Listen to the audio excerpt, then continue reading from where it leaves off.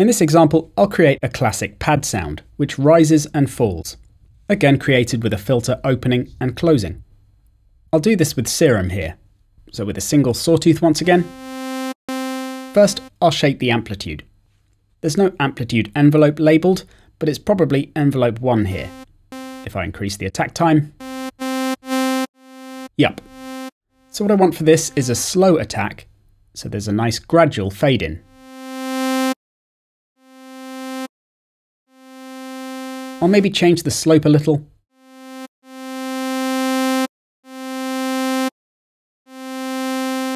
And then have it fade out afterwards. So bring down the sustain, and then get the decay right.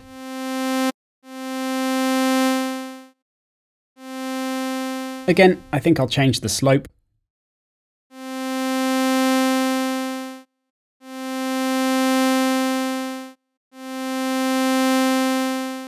So a more linear shape for this one, so it slides more evenly up and down the spectrum.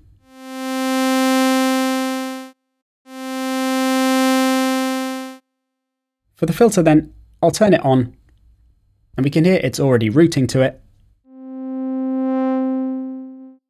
So it's a low pass again then, and what I want is to have the cutoff go up and down in the same way as the level. So the easiest way to make that happen is to use the same envelope to modulate the cutoff, as we already have on the amplitude. Like on many synths, I can map this envelope to the cutoff dial just by drag and drop. And then you can see the filter opening and closing on the display.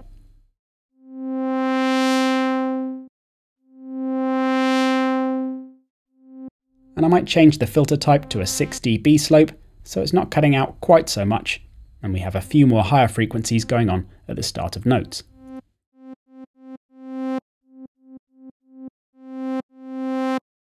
Then it's really just a matter of setting the cutoff and modulation amount where you want them to be, to determine how dull or bright you want to make your patch.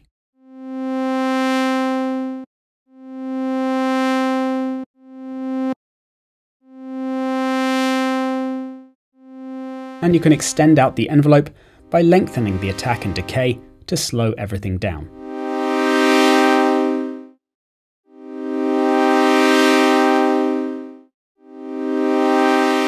And I'll add some release on there too now, so it's a proper pad effect with a longer trail on the end. Note that using the same envelope for amplitude and filter makes this job a bit quicker.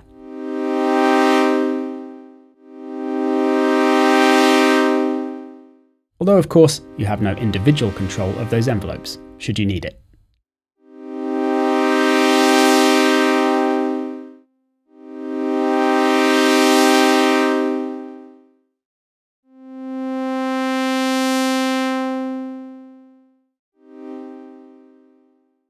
And I might add some unison voices to make it sound even better now.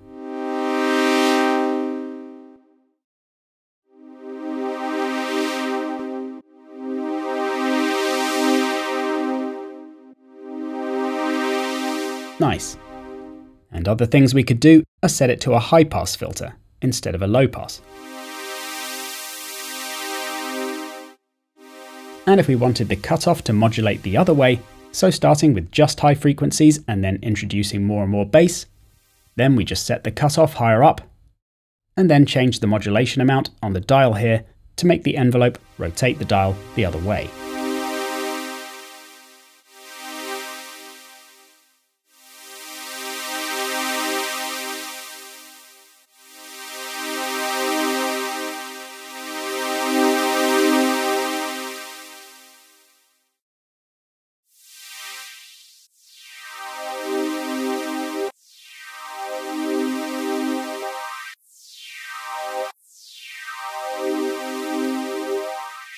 Changing the direction of modulation like this is indicated in modulation matrices by a negative modulation amount.